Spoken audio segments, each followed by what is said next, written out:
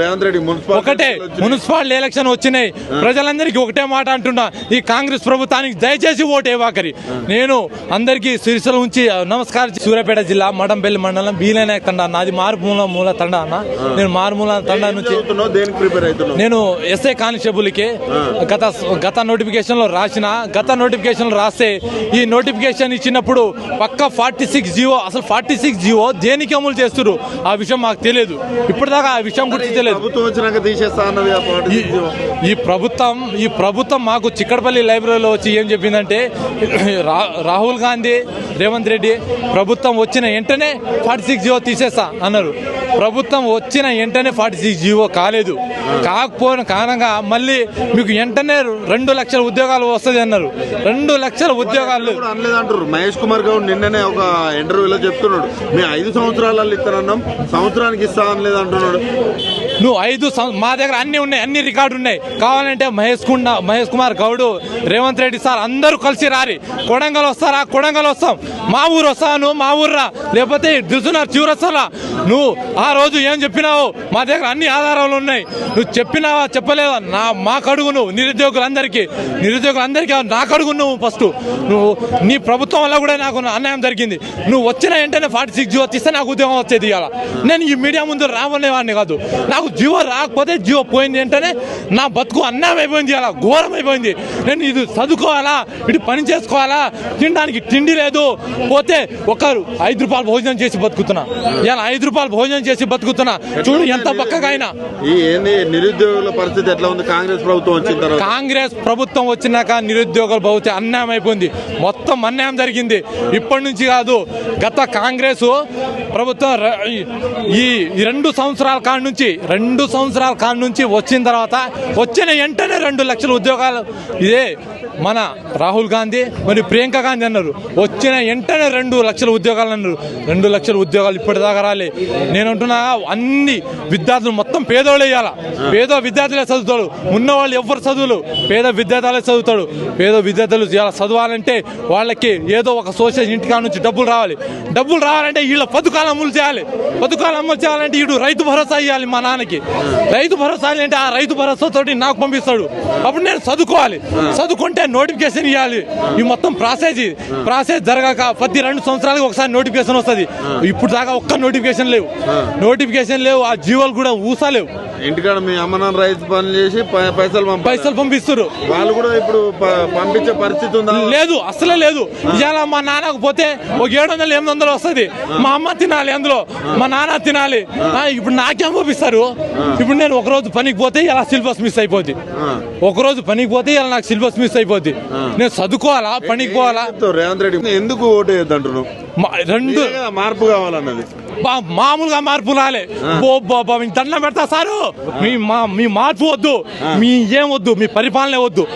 మేమే నిలబడతాం, నీ స్థాయి మేమే గెలుస్తాం. మీ పరిపాలన వద్దు. మీ మీద మా ఆశలు మొత్తం వెళ్ళిపోయినాయి. ఇప్పుడు మా నాన్న నాకు తిడుతుండు. మా నాన్నకి నేనన్నా కాంగ్రెస్ ఓటేయమని, మా నాన్న నాకు తిడుతుండు. ఏమంటుండు?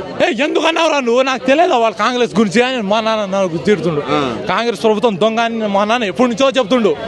దొంగ పార్టీ రాది, నమ్మకం రా అంటే ఇది నిజం అయిపోయింది, ఇది వాస్తవం అయిపోయింది. ఎక్కడి నుంచి వచ్చారు? మేము దక్షిణ తెలంగాణ నల్గొండ నుంచి వచ్చాం బ్రదర్. నల్గొండ నుంచి వచ్చారు. ఏంది అసలు మీ సమస్య ఏంది? ఇక్కడ దాకా రావాల్సిన పరిస్థితులు మీకు ఏమొచ్చింది? ఎందుకంటే నిరుద్యోగ సమస్య మొదటి సంవత్సరంలోనే ఉద్యోగాలు వేస్తాం అన్నారు కదా వాళ్ళు. సరే, ఇప్పుడు ఫస్ట్ తక్షణమే FBO GPO నోటిఫికేషన్స్ వేస్తే కొంతమంది మనం వెళ్ళిపోతాం సీనియర్ ఆస్పిరెంట్స్. కాబట్టి మాకు గ్రూప్ 1 అడగట్లే, గ్రూప్ 2 అడగట్లే. గ్రూప్ 1 గ్రూప్ 2 మేము కొట్లాడుతున్నాం. ఆల్రెడీ ఎంప్లాయీస్ ఉన్న వాళ్ళు ఆల్రెడీ మళ్ళీ వాళ్ళే లీవ్ పెట్టుకుని వాళ్ళే కొట్టుకుపోతారు. కాబట్టి ఇప్పుడు తక్షణమే ఇప్పుడు నిరుద్యోగులకు ఒక భరోసా GPO FBO అంటే 1 లక్ష ఉద్యోగాలు ఆల్రెడీ మేము ఇచ్చేసినాము. ఈ నిరుద్యోగులు ధర్నా చేసిన వాళ్ళు మొత్తం కూడా ఉద్యోగాలు వద్దని చేస్తున్నారు అనే మాటలు వినపడతా ఉన్నాయి. ఆ ఉద్యోగాలు వద్దని అంటే చెప్పు తీసుకొని కొడతాం. ఇప్పుడు ఎట్లా ఉందని చెప్పనా, అది తమకు అనుకూలంగా మార్చుకుంటారు. మందుకు పెట్టిన బిడ్డలు మా బిడ్డలు అన్నట్టుగా ఈ గవర్నమెంట్ ఏం చేస్తుంది? లాస్ట్ టైం నోటిఫికేషన్స్ ఇచ్చింది. కేసీఆర్ అనేవాడు మంచి పరిపాలన చేసిండు. కాకపోతే ఒక 2 years బ్యాక్ నోటిఫికేషన్ వేస్తే అయిపో, అవి తీరా ఎలక్షన్ల ముందు వేసేసరికి వాళ్ళ అకౌంట్లో వేసుకుంటారు వీళ్ళు. అవి నోటిఫికేషన్ డేట్ చూస్తారు కానీ ఎవడైనా, ఇప్పుడు ఒక బాబు ఉంటాడు సార్, వాడి బర్త్డే డేట్ చూస్తారు కానీ సచిన్ రేటు అయితే బర్త్డే చేయరుగా. అది అంటే ఇప్పుడు ఇచ్చిన జాబ్లన్నీ గత ప్రభుత్వం ఇచ్చిన నోటిఫికేషన్ ఏమైనా నియమపత్రాలు ఇచ్చి ఇక నల్లగొండ జిల్లాలోనే పూర్తిగా కూడా ఒక సీట్ తప్ప మిగతా గెలిపించిన. వాస్తవానికి నల్లగొండ జిల్లా ఎటుంటే తెలంగాణ ఉద్యమం అయినా శ్రీకాంతాచార్య అయినా నల్లగొండ జిల్లా ఎటుంటే అటుంటది. అయితే మేము మార్పు అనుకున్నాం కానీ ఇంత మార్పు వస్తుందని మేము ఎవరు అనుకోలేదు. మార్పు చాలా ఇక మళ్ళా ఒక 1000 కిలోమీటర్లు గుంత తీసి కాంగ్రెస్ ను బొంద పెట్టాలన్న మార్పు వచ్చింది. ఈసారి కాంగ్రెస్ రావడం కూడా మంచిదైంది. ఎందుకంటే అర్థమైంది యువకులకైనా విద్యార్థులకైనా నిరుద్యోగులకైనా ఒరే నాయన కాంగ్రెస్ వస్తే ఇంత నేను కాంగ్రెస్ పార్టీ మా తాత 60 ఏళ్ళు కాంగ్రెస్లో ఉండు, మా నాన్న గ్రామ శాఖ అధ్యక్షుడు చేసిండు.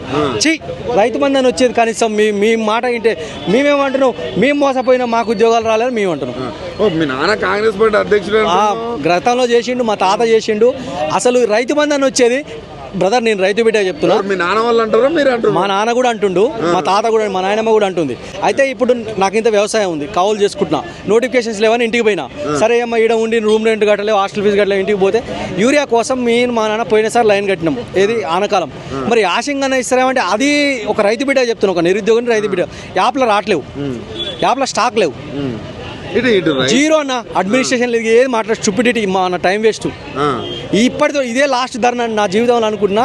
ఇక ఇప్పుడు కూడా నోటిఫికేషన్స్ పడలేదు అనుకో, ఇక పెన్నులు గన్ను పడతాం. ఈ గవర్నమెంట్ ఏం చెప్పిందంటే అప్పుడు ప్రతిపక్షాలు ఉన్నప్పుడు మేము సంవత్సరం 2 లక్షల ఉద్యోగాలు ఇస్తామన్నది, గ్రూప్ 2 2000 ఉద్యోగాలు ఇస్తామన్నది, గ్రూప్ 3 3000 అన్నది, అదేంటి కానిస్టేబుల్ భారీ నోటిఫికేషన్ అన్నది, మెగా డిఎస్సీ అన్నది. కానీ ఈ రోజు చూస్తే 2 సంవత్సరాలు అవుతుంది, కాలం గడిచిపోయి 2 సంవత్సరాలు అవుతుంది. ఇంతవరకు ఒక్క కొత్త నోటిఫికేషన్ ఇవ్వాలి. గత గవర్నమెంట్ ఇచ్చిన 60,000 70,000 అనేది చెప్తుంది తప్ప ఒక్క కొత్త నోటిఫికేషన్ ఇవ్వకుండా ఇలా కాలం గడుపుతుంది. ఆ రోజు ప్రతిపక్షం ఉన్నప్పుడు మళ్ళీ చిక్కడపల్లి లైబ్రరీకి ప్రతి ఒక్కరు నాయకుడు వచ్చి బలమూరు వెంకట కానీ, రియాజ్ సార్ కానీ, కోదండరామ్ సార్ కానీ, ఆకునూరు మురళి కానీ ఆ రోజు చిక్కడపల్లి లైబ్రరీకి వచ్చి విద్యార్థులను వాడుకొని ఆ రోజు మన గవర్నమెంట్ వస్తే మనం న్యాయం చేస్తాం, మేము కొట్లాడతాం, మేము ముందర ఉంటామని ఆ రోజు చెప్పారు. ఈ రోజు పదవులు రాగానే దొంగల్లాగా ఒక్కరికి ఇట్లా లైబ్రరీకి ఇంతవరకు రాలేదు. చిక్కడపల్లి లైబ్రరీ దమ్ము ఉంటే చిక్కడపల్లి లైబ్రరీకి వచ్చి మీరు మీటింగ్ పెట్టండి, అది తప్పు. సంవత్సరానికి 2 లక్షల ఉద్యోగాలు అన్నారు, 5 సంవత్సరాలు అనే మాట లేదు. సంవత్సరం 2 లక్షలు అన్నారు. కనీసం ఇప్పటికైనా 2 లక్షలు ఇవ్వండి. 2 సంవత్సరాలు అయిపోయింది కదా, ఇప్పుడైనా 2 లక్షలు ఇవ్వండి. అసలు మీరు ఉద్యోగాలు వద్దనే ధర్నాలు చేస్తున్నారంట. ఉద్యోగాలు వద్దని ఎవ్వరు ధర్నాలు చేసే పాపన నాకు తెలిసి ప్రపంచంలోనే ఉండదు.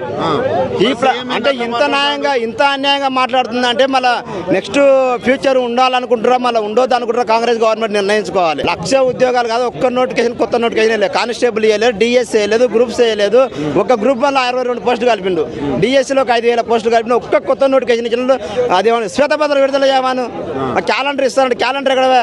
ఇంతవరకు క్యాలెండర్ లేదు, శ్వేతపత్రం లేదు, ఒక నోటిఫికేషన్ లేకుండా కాలం గడుపుతుంది. ఈరోజు మళ్ళీ ఒక్కరోజు మీటింగ్ పెట్టే నిరుద్యోగులు చర్చించమాను, 100 మంది నిరుద్యోగులతో చర్చ ఒక మీటింగ్ పెట్టవాను. ఎవరో బరలాగా ఎవరో వాళ్ళ కుమార్ అంటో లేకపోతే ఆ మెస్సీ వస్తే గంటలు ఎవరు అల్లర్జున్ ఎవరో చనిపోతే గంటలు అసెంబ్లీలో మాట్లాడుతాం. నిరుద్యోగుల గురించి ఒక 5 నిమిషాలు మాట్లాడే చేతన అయితే లేదా?